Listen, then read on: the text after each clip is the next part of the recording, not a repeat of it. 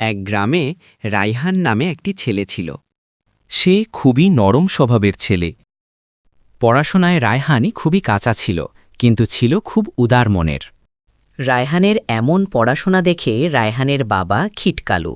রায়হানকে 2টি ছাগল কিনে দেয় এবং মাঠে ছাগল পালন করতে যাওয়ার নির্দেশ দেয়। রায়হান তার বাবার আদেশ মতো প্রত্যেক দিন মাঠে ছাগল চড়াতে যেত, কিন্তু হঠাৎ একটি ছাগল অসুস্থ হয়ে পড়ে। এই দেখে রায়হানের বাবা খিটকালু রায়হানকে প্রচুর মারধর করে।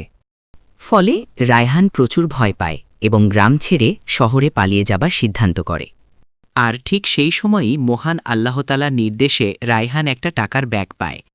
সেই টাকার ব্যাগ রাইখেন, খোলার পর দেখি সেখানে 10 লাখ টাকা আছে। রায়হান জানত এই টাকার কথা তার বাবাকে বললে সেই টাকাটা তার বাবা নিয়ে নেবে। তাই রায়ান চুপচাপ সেই টাকাটা তার খামারের কাজে লাগানোর সিদ্ধান্ত নেয়। অনুযায়ী রায়হান 100টা ছাগল কিনে একটা খামার তৈরি করে।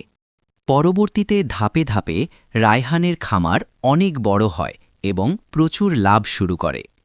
রায়হানের এই সফলতা দেখে তার বাবা ও তাকে অবশেষে সফলভাবে রায়হান পড়াশোনা না করা সত্ত্বেও সফলতা লাভ করে। গল্পটা কেমন লাগলো অবশ্যই কমেন্ট করে জানাও।